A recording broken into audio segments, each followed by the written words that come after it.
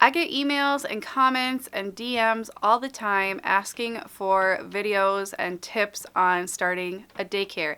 And while I have a whole arsenal of daycare videos, I don't think I've ever specifically given tips for starting a daycare. I've hesitated on doing this because there are so many differences between states and countries about requirements and licensing and whether you have to be licensed or not licensed, but I decided to just do a very general tips for starting a daycare in your home kind of video, and that is the video I'm doing today. So just to give you guys a little background, I've been a childcare provider for a few years in my home. I'm a former English teacher and nanny turned childcare provider when I had my first daughter. I now have 2 of my own daughters. I have been a provider for a few years and have learned a lot, and I love to just soak up as much information as possible and share what I know and what my experience has been. But of course, everybody has different experiences. So hopefully these tips help you, but obviously there will be more. And if you are a provider, please leave any of your own tips in the comments as well, because I really hope this video will be helpful to anybody starting in this business. The very first tip before you do anything else is to just really analyze and reflect on if this is going to be a good fit for you. I know I was pretty nervous going into it.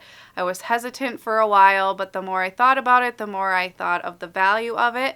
And it is really hard to know for sure without doing it, but don't sugarcoat all of the bad parts. There are a lot of drawbacks as well as positives. I have a whole video on benefits of daycare, and I have a whole video on drawbacks of doing daycare, so I will leave those in the description. But you just really want to assess it from all angles and make sure that the negatives you can handle and that it's worth it to you for all those benefits. Tip number 2 is to figure out what is required of you and start working on it long before you ever open your doors. Here in Minnesota, where we live in the United States, there are a lot of requirements, so you want to make sure you give yourself a lot of time to work on all of that. We had to make some changes to our home. We had to add a fence, 2 fences actually, that were required because of some things in our backyard and things like that. So you just want to really make sure you don't set a date to open until you really know you can open at that time. So it took us like about a year, but we were also having a baby and house hunting and all that, and I was trying to do all the training and all of that kind of stuff and just deciding for sure if this is what I wanted to do.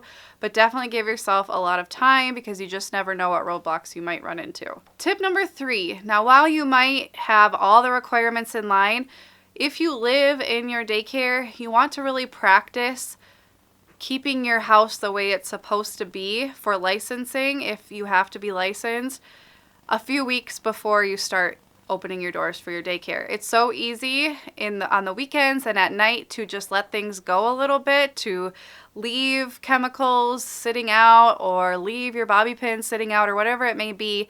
But you really want to get in the habit and get your family in the habit of keeping your home in daycare mode for the most part, because you are held liable during your hours for anything that happens, and you just want to really make sure you're following whatever rules are in your area long before you open your daycare, so it's just a routine. Tip number 4, while you're getting everything ready, go to garage sales, go to thrift stores, look on the Facebook Marketplace, and just start collecting things that you think you might want for your daycare. I don't think you should ever go out and buy all brand new stuff. I mean, you could, but it's just going to get beat up anyway, so you might as well just buy it secondhand to begin with.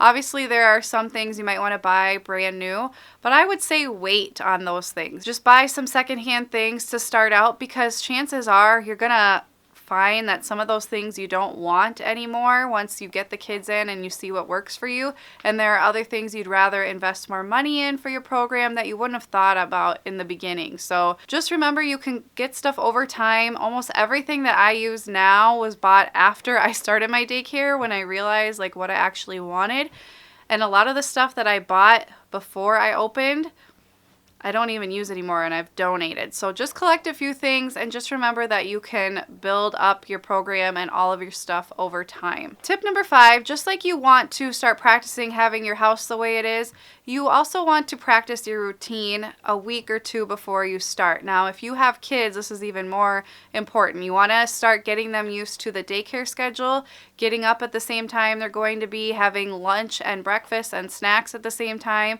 Because if your kids are already like not on the same schedule when you start your daycare, it's just going to be even harder because they likely will have a transition period.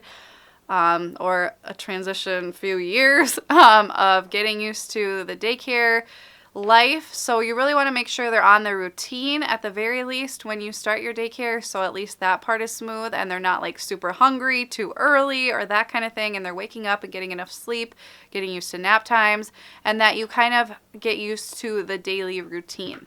Tip number 6 is to be professional from the start. So even if you have never done childcare before, you want to present yourself as a professional. That doesn't mean an expert. That doesn't mean you lie and say you've been in business for years, but you just want to really come off as confident, that you are excited, that you have full faith that what you're offering is amazing, and that parents will really love having their kids enrolled with you, because you are setting the standard from day one when you are marketing yourself, when you are talking to parents of how you are, and word of mouth moves quickly. So you really want to set the bar high when it comes to professionalism. I have a whole video on this and how it relates to daycare, which I will link below, how to be seen as a professional, that I highly recommend you guys watch.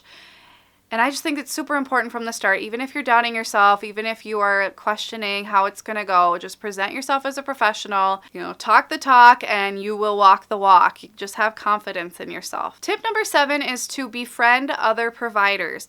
Now, this is a very isolating career. I'm just going to put that out there. You are stuck at home with little children. The times you try to talk to an adult, the kids get crazy, and especially if you're in a cold climate, you will be going stir crazy some parts of the year. I'm not going to sugarcoat it. It's the truth. But if you have friends who do the same job as you, you can call them during nap. You can text them. You can have a Facebook message group or whatever and connect with them and not feel so alone. But you might be wondering, like, where do I find these friends? Reach out to providers in your neighborhood. Go to trainings and talk to the people sitting next to you. Ask if you can meet up with them or text them or whatever. Almost every provider would be super willing to do that. We love to help other people who are in who were in the same shoes we were a while ago. And we know how isolating it can be. And we also want to support this career. We don't want government to take it over, so we want to support those other providers. So don't feel afraid to reach out to somebody in your area. You could also just even put up a post in a local moms group, like starting a childcare business. Would love to meet up with some others. When I was first opening, I reached out to a couple of providers I found online, and they let me come and ask them questions and kind of see how their day worked, and it was so helpful, and I'm still friends with them today. So I just highly encourage you guys to do this. It was so helpful for me when I started, and I love doing this for other providers as well. Tip number 8 is to make some kind of self-care plan or have in mind what kind of self-care you're going to do before you open. Self-care is talked about all the time. We all know it's important, blah, blah, blah. But as a provider, when you are just giving of yourself to the kids, to the parents, sometimes, especially when you're new, like kind of getting walked all over, it's really easy to put yourself last, and you get drained and you get burnt out, and that is the last thing anybody wants, because if you're burnt out, you're not giving great care to the kids, you might quit, then parents have to find a new provider, and your family is, getting the short end of the stick. We don't want that. So we really want to make sure you find some ways to take time for yourself, especially when you're first starting. Don't plan a lot for nap time. Just relax, recoup, get used to it before you start trying to maximize that time. And you may not even have that time when you first start, just trying to get in the swing of things, get kids on the same schedules. But even so, try to plan sometimes at night. Plan some date nights with your spouse on the weekends. Plan for your parents to watch your kids on a Friday night so you can go have a manicure. Whatever it may be, make sure you really focus on that. Not just the schedule of the day and all the stuff for the kids and policies and parents and all that kind of stuff. Think about how you're also going to take care of yourself, because that's very important. Piggybacking off of that, tip number 9 is to not think solely about the future daycare families. When you're making your policies for the first time and making your website or whatever it may be, you're going to be thinking a lot about what would the parents want, because you might be a little afraid that you're not going to get any families, that you're going to have no income and that kind of thing. And I think it's definitely important that you think about what your future clientele would need and want. But you can't only think about that. A lot of parents would love 24/7 care, drop off anytime at whatever discretion they want. They can drop off if they have a date night they would want to come. So you don't want to think about only what they want, because then you're not going to have a life. So you have to have some balance. Think about what they want, but also think of some non-negotiables for you.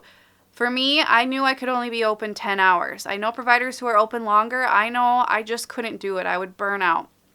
So that is something that was a non-negotiable for me. I knew nap time was a non-negotiable, so that's in my policies as well. I knew I didn't want to be open super early, and I didn't want to be open super late, so I have pretty standard hours of 7 to 5. And as you keep going, you'll add some more stuff for you, but just really make sure you're not already letting parents take advantage of you before you even open. Set some boundaries, have some non-negotiables, and think of yourself as well, because first and foremost, this business is for us to support our families, and secondly, it is to serve those other families. So you really want to think of it in that perspective, not being selfish, but really thinking about what your needs are and balancing them with the needs and wants of your future clients. Tip number 10, I would highly encourage you to have some routines set in place when you begin for things like record keeping, meal planning, storm and fire drills, crib checks if that's something you have to do, and licensing paperwork and that kind of stuff. Try to think about when you would do those things, because daycare has a lot of extras that we have to do on top of caring for kids, and there's not a lot of time during your work day to do those. There is some time, and I would highly encourage you to use those times once you get into the swing of things. But when it comes to when you first start, I really want you to think about, when am I going to do those? I usually tie them to a certain day. So we always do our fire and storm drills the last week of the month, and I always do my crib checks that same day, and that really helps me make sure I do those things and they don't get pushed to the wayside and not done, which would be really bad. When it comes to licensing paperwork, I make sure I really focus on that a month to 2 months before my relicensing month, and I write it down in my planner so I know it's coming up. Once a month, I aim to work on all of my record keeping, so like entering my receipts, expenses, that kind of thing, so you can stay on top of it. So come tax time the next year, you're not completely drowning and burnt out and trying to get it all done in time. I just really recommend you writing those things out in your planner of when you're going to do them, so that you start off strong, because it's so easy to forget and just totally overlook that stuff. So you want to have a plan from the beginning. And tip number 11, the last tip, is just to expect that there will be a learning curve. It's going to take some time. It's not going to go the way you think it's going to go. There'll be different behaviors than what you think. Your own children will respond differently. The things you plan might not go over as you thought, and it won't be all bad, but just know that what you set out to do may not be how it works out, but just having a plan in the first place is great so that you can tweak it instead of having to just figure it out from the get-go. But just give yourself grace. Know that it's going to take some time. Nobody is successful from day one. It's going to take time and readjusting. It's okay to change your policies when you first start. I did. It's okay to figure things out. It's okay to ask a lot of questions of other providers in your area. And it's okay for it to not always be going okay. I don't ever have like a perfect day, so just know that you're not alone. I hope this video was helpful for you. If you want more videos like this, make sure you give it a thumbs up. And like I said, if you're a provider and have some tips, please leave them in the comments. Thank you guys so much for watching. I'll see you next time. Bye, guys.